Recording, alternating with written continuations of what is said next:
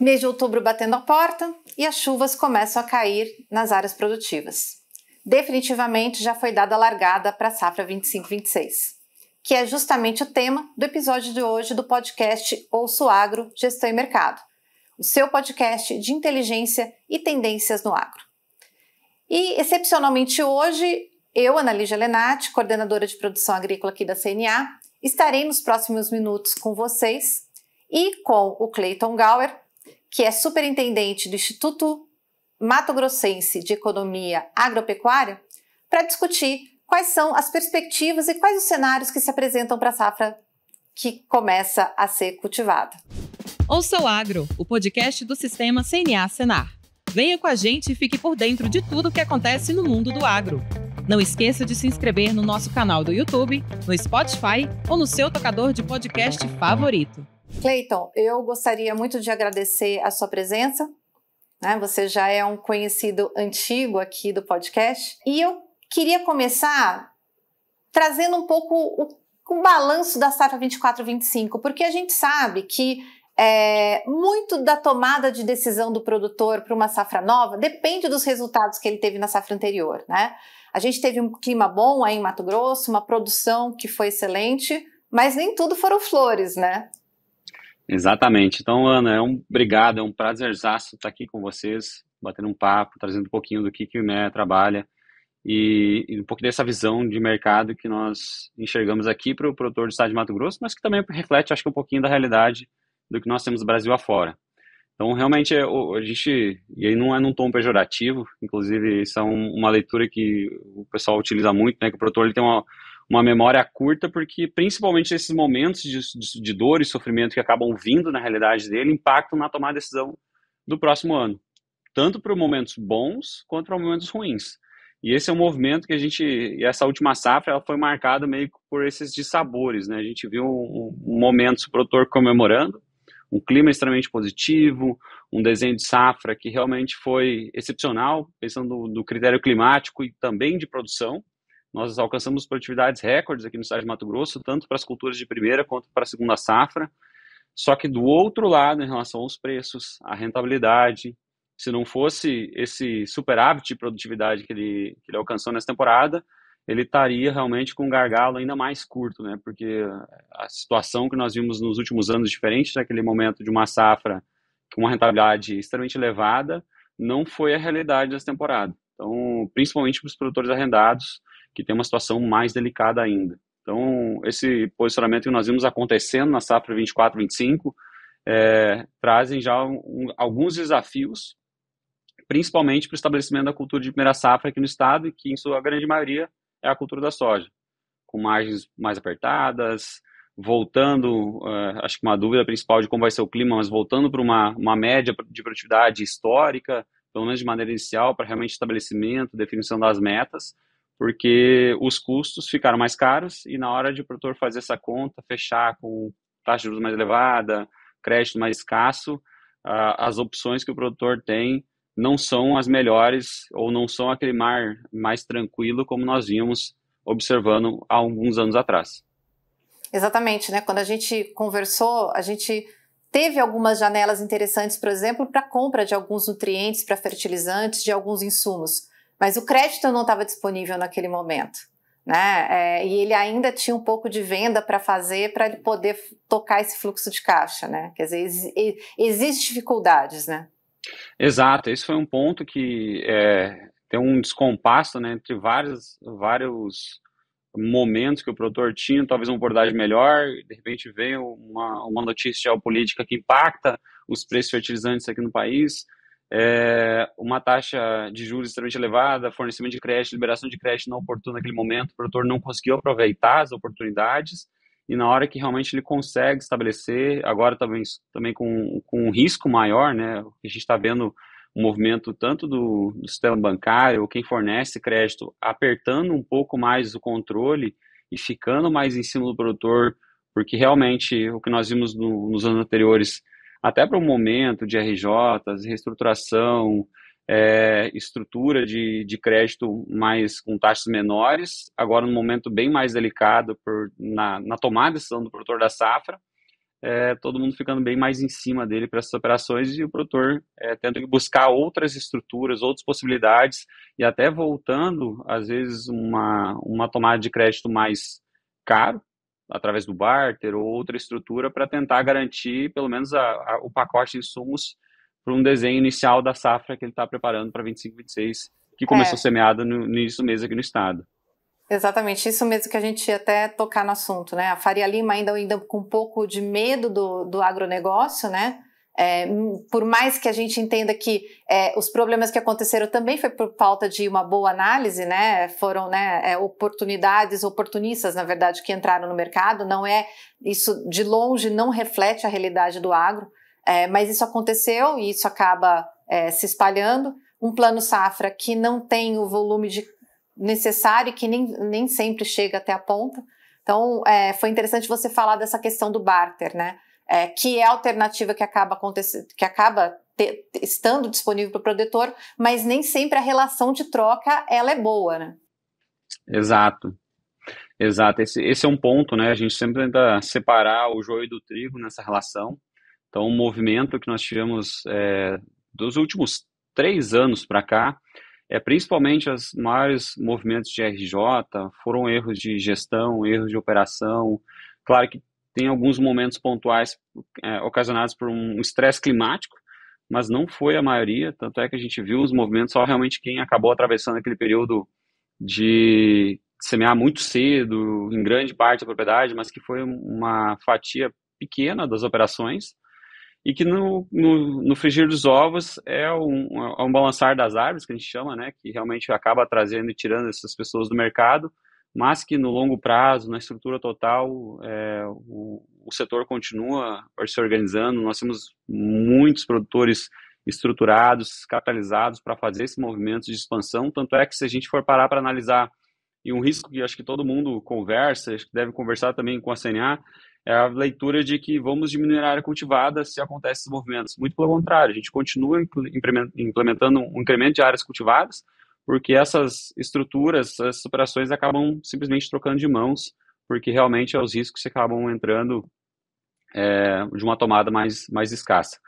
E aí a opção que o produtor tem, principalmente de quem está nesse momento com uma garantia comprometida, ou dependendo da estrutura que o produtor está formatado, a gente está vendo uma diminuição também do crédito de recurso próprio nessas aplicações, porque realmente as margens se apertaram. Isso é um reflexo que acaba passando de um ano para o outro, mas o produtor se vendo obrigado para fazer essas estruturas, e muitas vezes nem sabendo também o custo dessa operação que ele está tomando, esse barter, mas por estar mais palpável dentro da realidade do dia a dia dele, que eu sei que hoje o pacote de insumos vai valer 30, 35 sacos, claro que é uma leitura hipotética, não estou falando o número exato, mas o produtor ele tem uma ciência, uma garantia que ele está comprometendo só aquilo da safra dele, e ele vai ter que realmente produzir acima daquilo para obter um lucro na propriedade, que é uma leitura mais segura dentro dessa operação, mais próxima e voltando talvez às origens de um fornecimento de crédito que o produtor já estava acostumado e não ficando tão aberto ao mercado e tão exposto ao risco. Sim, você falou bastante, né, de que pode até haver um incremento de área, né? Vocês já têm uma primeira visão, já fizeram um primeiro levantamento aí do que esperar para a safra 25, 26 no Mato Grosso, pensando principalmente em soja agora, verão? Sim, a gente sempre que faz o fechamento de safra, a gente já começa a fazer as projeções, levantamento do mercado perante a expectativa da temporada em relação à comercialização de sementes, preparação dos produtores de novas áreas. E a gente vê um leve incremento em relação ao ano passado, cerca de 1,67%, para ser mais específico, mas um movimento mais leve que os últimos anos, que é uma característica que o Estado acaba tendo, principalmente nesses momentos de enxugamento de margem. Então, com isso, o Estado deve alcançar a expectativa dessa temporada em torno de 13 milhões de hectares cultivados, ante o ano anterior de 12,7, quase 12,8 milhões de hectares. Se a gente for parar para pensar dentro de um histórico, né, de um horizonte dos últimos 5 a 6 anos, nós já batemos índices, né, muito maiores do que isso, até acima de 10% ano contra ano, o que acaba ficando mais difícil. O produtor também não é o momento realmente de fazer uma expansão generalizada, que é uma característica até mais comedida aqui do Estado, os produtores fazerem um par e passo realmente controlando e fazendo esses movimentos de olho nas margens da cultura. E se a gente for levar em consideração, né, a previsão climática, que está se falando de um laninha fraco, vocês têm já condições de dar uma previsão de produção em milhões de toneladas? Sim, a gente tem uma expectativa já inicial, e aí eu acho que é muito que o olhar que nós temos, pelo menos nesse momento prévio, que é olhando com as características de clima histórico do estado de Mato Grosso, olhando para uma curva, claro que ainda projetada, de semeadura, e que tudo ocorra de maneira normal. A gente está falando em torno de 47 milhões de toneladas produzidas aqui no estado de Mato Grosso. A expectativa, uma produtividade na casa de 60,5 sacos por hectare. Um pouco abaixo do ano passado, porque o ano passado, como a gente citou anteriormente, o estado bateu recordes na casa de 66,3 sacas de média aqui no Mato Grosso, que realmente são índices excepcionais para a cultura no estado. E aí, realmente, conforme o clima vai passando, conforme as condições climáticas vão se confirmando, o IMEA vai fazendo os reajustes e acompanhando esse movimento ao longo dos próximos meses. Acho que isso é até importante, né, a gente destacar. Quando às vezes a gente lança um número de safra no início do plantio, ele vai sofrendo revisões, né? Não é que o modelo está errado, mas é que as condições elas vão se estabelecendo e aí sim, conforme a safra vai evoluindo, você consegue realmente ter uma noção melhor do que vai ser produzido no final, né? Exatamente. E aí é uma característica do IMEA, uma leitura até de como nós enxergamos essa estrutura. Eu tenho consultorias e outras instituições que têm um modelo, eu projeto o máximo do teto produtivo e eu vou revisando conforme o clima vai respondendo para baixo, que aí na minha visão acaba sendo de maneira equivocada, né? Porque você tem um superestímulo para a produção no país e de repente você pode até influenciar os preços e trazer um movimento falso para o mercado. Exatamente. E a gente opta por fazer um modelo médio. Então, realmente, as características de um clima de normalidade, uma estrutura, esse é o potencial médio que o Estado expressou nos últimos anos. E aí, conforme os movimentos vão acontecendo, eu faço a revisão tanto para cima quanto para baixo. E aí, realmente, a gente vai calibrando isso ao longo do tempo com revisões mensais para trazer um pouco mais de clareza e acompanhamento para o mercado. Você sabia? Na safra 2024/25, o Mato Grosso alcançou uma produção recorde de 50,9 milhões de toneladas de soja, de acordo com dados do IMEA. Para se ter uma ideia da grandiosidade desse volume, ele foi equivalente à produção da Argentina na mesma temporada. Ou seja, sozinho, o Estado brasileiro produziu o equivalente a toda a safra do terceiro maior produtor do mundo. Com áreas altamente mecanizadas, tecnologia no campo e condições climáticas favoráveis, o Mato Grosso consolida sua posição como o maior produtor de soja do Brasil e um protagonista absoluto no agronegócio mundial. E Cleiton, considerando que é uma safra grande, né? Provavelmente será uma safra grande. Você comentou que talvez alguns produtores tenham voltado para o barter. Vocês veem alguma evolução em relação ao comprometido da safra aí no estado, em relação aos últimos anos, que o produtor segurou um pouquinho mais, comercializou menos? Sim, esse é um movimento que a gente começou a ver em ambas as culturas, o produtor comercializando um pouco mais do que os últimos anos, mas nada assim de sobremaneira, né, que realmente destacasse ou que mudasse drasticamente os movimentos dos anos anteriores, mas sim o produtor comercializa um pouquinho mais, e principalmente de olho fazer essa trava para os insumos nesse período. Até voltando dentro da média histórica, a expectativa ao longo dos próximos meses que o Estado ele volte a esse movimento normal. Porque realmente a gente viveu os dois abismos, né? Tanto nos últimos 2 anos, o produtor segurando e travando muito as comercializações, focando principalmente numa recuperação de preços, e Sim. que em alguns momentos acabou não dando muito certo, mas a gente volta também para essa realidade normal, que acho que é um pouco expectativa de preços mais valorizados no segundo semestre do que no primeiro semestre, pensando em soja. E aí o produtor muito mais cauteloso e comedido, fazendo essa comercialização mais de maneira gradativa, até ter esses movimentos para tentar capturar o máximo de margem ao longo desse processo. Vocês veem o produtor do Mato Grosso adotando outras ferramentas, futuros, opções? Isso tem crescido? Tem procurado o interesse por esse tema? A gente tem visto um movimento maior dos produtores, principalmente por buscar esse tipo de acompanhamento, e aí estou falando desde uma estrutura de gestão da própria propriedade e também uma gestão de comercialização, mas ainda muito distante do que nós gostaríamos que o produtor utilizasse essas estruturas. Então, ele acaba utilizando muito mais os mecanismos que estão próximos a ele, seja ele um contrato de barter, um contrato a termo, uma estrutura local, do que realmente, às vezes, utilizar uma estrutura de contrato de opções, um contrato em bolsa. Mas, realmente, acho que o que nos anima, o produtor tem olhado um pouquinho para esse lado, e até as próprias trades têm oferecido um pouco desse tipo de mecanismo para o produtor realmente tentar se experimentar nesse mercado, conhecer um pouquinho mais, para colocar um pouco o pé, e aí, com sentindo segurança, ele vai entrando com um pouco mais de profundidade até implementar essa ferramenta no dia a dia. Mas tem aumentado, mas não é algo como a gente gostaria. Eu costumo dizer que o nosso agricultor, principalmente pensando aí no cenário do Mato Grosso, né, passa o ano inteiro ou plantando ou colhendo, né? Vai emendando uma safra na outra e sobra pouco tempo para olhar a sua posição, né? A gente conhece agricultores, por exemplo, nos Estados Unidos, que apesar de tecnicamente ser menos eficientes que a gente, mas que ele passa ali praticamente 4, 5 meses no ano só negociando o basis da soja dele, né? Ele está focado nisso, ele estuda os gráficos. E eu coloco parte dessa responsabilidade também sobre o próprio mercado, porque a gente ainda vende mal as ferramentas para o agricultor, né? A gente vende numa linguagem complexa, de uma forma complicada, e tem formas de você deixar isso mais simples, trazer para a realidade. Então, eu sou uma pessoa, eu gosto bastante desse tema, eu sou bastante otimista, que eu acho que realmente ao longo a gente vai conseguir desenvolver uma forma ainda de se comunicar bem com o produtor, para que possa realmente, porque são ferramentas importantes, né? São ferramentas que às vezes têm custo conhecido, quando você tem um problema de fluxo de caixa, por exemplo, não consegue trabalhar com os futuros, né? Exato. Então esse é um ponto que eu acho que distante da realidade dele e também pelos movimentos de altos e baixos em relação ao que ele tem de fluxo de caixa, principalmente ao longo do ano, fazendo 2 safras, isso traz um pouco de receio. Mas o que tem me deixado um pouco feliz, ou mais feliz, na realidade, em relação a isso, tem surgido novas iniciativas ou novas oportunidades.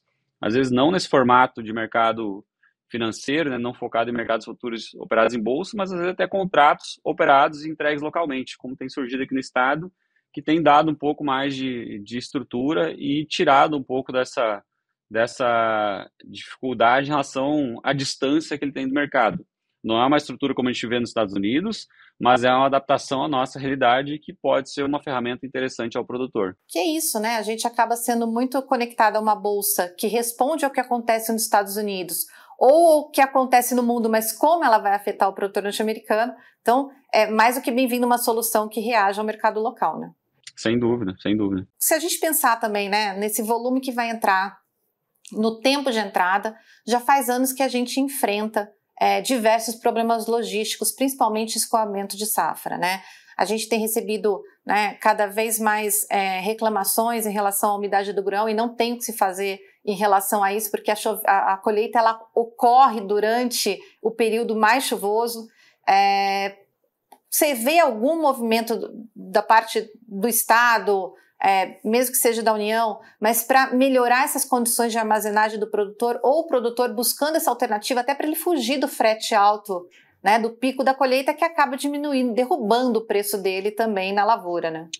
Sim, sim. De maneira geral, o Estado tem trabalhado bastante aqui para tentar mitigar um pouco da situação, mas eu acho que o que eu principalmente ouço das pessoas e os questionamentos é quando que nós vamos resolver todos os gargalos logísticos.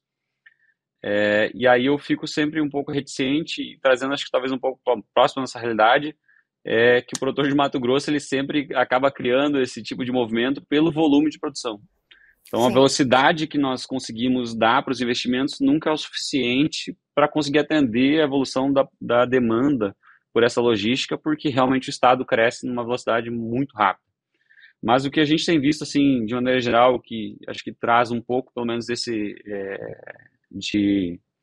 não vou falar um alívio, mas pelo menos no horizonte de médio prazo ele traz realmente um pouco dessa expectativa dos produtores, são grandes projetos de infraestrutura que no estado acontecendo. O primeiro deles, duplicação da BR 163, então já começou o movimento praticamente finalizado o primeiro trecho de Nova Mutum, na realidade do Poço Gil a Nova Mutum. Então, quem já passou por ali está vendo que realmente as obras estão andando, literalmente um batalhão de máquinas e pessoas para fazer isso operar, que já está expandindo para Lucas, Sorriso e Sinop, até 2028, expectativa de finalizar toda essa extensão, que realmente vai trazer um pouco de diminuição para esse gargalo, que é uma via importantíssima para nós. E nas outras duas frentes, que são a FICO, então, que vai sair de Mara Rosa e vai ligar até Água Boa em construção, expectativa de finalização 2027, e também a extensão da Malha Norte, que sai de Rondonópolis e vai até a Lucas Rio Verde também, com expectativa de 2028. Então, são 3 grandes projetos, a gente pode chamar assim, que trazem um pouco desse alívio, pelo menos nesse fluxo, nesse gargalo que nós temos em época de safra. Claro que nós precisamos também continuar trabalhando, o Estado, setor, e aí não só aqui, também quanto em Brasília, para outros grandes, importantes projetos para o Estado de Mato Grosso, como a Ferrogrão, que precisa realmente trazer um pouco de alívio para esse escoamento Arco Norte que nós temos aqui no Estado, porque hoje nós não temos nenhum desenho, nenhuma expectativa de ampliação, pelo menos não no curto prazo, né, como essas curto e médio prazo, como esses outros 3 projetos, que acabam facilitando principalmente a logística para o Arco Sul, trazendo esse alívio para essa estrutura. Mas para o Arco Norte, realmente, o trabalho ele precisa continuar acontecendo, a cobrança precisa continuar sendo trabalhada, porque são obras que realmente, não falar que limitam, mas pelo menos elas tiram um pouco desse potencial que o Estado poderia estar entregando mais rápido no quesito de produção. Exatamente, né? Se a gente vai pensar quantos anos já está esse projeto, né? A Elisângela Lopes, que é a assessora técnica dessa área aqui na CNA, quantos anos ela não tem trabalhado nesse tema, né? E realmente ele é estruturante para o Estado, quando a gente pensa, né, que a gente pode até contar com o sistema de hidrovia, mas ela não funciona o ano inteiro, não tem capacidade o ano inteiro, e até ela, nos momentos em que a gente tem capacidade de carga, não é suficiente, né? Exato, não uma brincadeira que eu faço, né? Às vezes o Estado e o poder público não têm a capacidade de acompanhar o gaúcho, o mato-grossense nessa evolução de produção, mas pelo menos são desafios bons para a gente colocar, não que nós precisaríamos estar passando por essa dor, esse sofrimento, mas pelo menos realmente nós temos o que escoar e o clima, a estrutura, os produtores têm feito acontecer e têm feito fazer a parte deles nesse processo. Bem, Cleiton, acho que a gente encerra por aqui. Eu queria saber se você não quer falar um pouquinho melhor sobre o trabalho do IMEA, para quem está nos ouvindo, mas não sabe exatamente o que vocês fazem, porque eu acho que vocês prestam um serviço tremendo para a sociedade, então gostaria de ouvir um pouquinho mais, até para poder compartilhar com todo mundo. Claro, com certeza. Sempre um prazer para mim poder falar um pouquinho sobre o IMEA. É um instituto que eu estou aqui há 10 anos e está no meu coração realmente trazer e fazer isso aqui acontecer. Então, o IMEA é um instituto privado, acho que só para trazer essa leitura, porque às vezes as pessoas confundem, acham que nós somos um instituto público com dinheiro do governo, e na realidade isso aqui são recursos aplicados dos produtores rurais. Então, a execução ela acontece graças a todas as associações e a federação aqui do estado que acreditaram nesse projeto há 27 anos atrás e que hoje a gente tem condições de fazer isso acontecer. Então, todos os anos, e aí quem faz parte dessa estrutura, acho que sempre vale a pena trazer à tona, porque são pessoas que investem um recurso significativo para que a gente consiga executar essas operações, que é o Sistema FAMAT, que é a Federação da Agricultura e Pecuária aqui do estado de Mato Grosso, a AproSoja MT, que é a Associação dos Produtores de Soja e Milho aqui do estado, a AMPA, que é a Associação dos Produtores de Algodão, a Acrimate, a Associação dos Produtores de Bovinos, dos criadores de bovinos aqui do estado, e, por último, mas não mais importante, a Prosmate, que é a Associação dos Produtores de Semente do estado, e que fazem isso tudo acontecer. E nesse conjunto, o IMEA, acho que quem não conhece ainda ou quem quiser conhecer, pode buscar através do site ou no WhatsApp também. A gente tem um canal aberto para fornecer as informações. Nós temos o papel, eu sempre falo assim, de levantar todo e qualquer dado relacionado ao agronegócio mato-grossense. Desde a sua profundidade, né, desde o seu detalhamento maior lá a nível de município, até a nível macro que façam uma relação com o setor aqui no estado, principalmente para ajudar o produtor a tomar melhores decisões, mas também para ajudar o desenvolvimento estrutural através das associações e entidades representativas que defendem o interesse do produtor. Então ele acaba cumprindo esses dois papéis, né, de atuação direta. E de maneira indireta, principalmente os interessados que buscam conhecer um pouquinho do estado. O IMERJ que tem condições, tem muita informação bacana, que quem quiser conhecer um pouquinho mais, tem muito material à disposição lá no site, e a gente está aqui com o maior prazer de recebê-los também, para mostrar um pouquinho desse trabalho e auxiliar quem quiser nos ajudar a desenvolver o agro mato-grossense. Excelente, realmente o conteúdo do site é incrível, tem muito material, muito dado, dá para investir umas boas horas ali brincando com as informações e lendo os relatórios de vocês. Com certeza. E para você que nos acompanhou até aqui, no próximo episódio, Natália Fernandes já está de volta, mas vocês vão ter, como sempre, a melhor informação sobre o agro aqui no nosso podcast Ouça o Agro, Gestão e Mercado. Até mais. Tchau, tchau.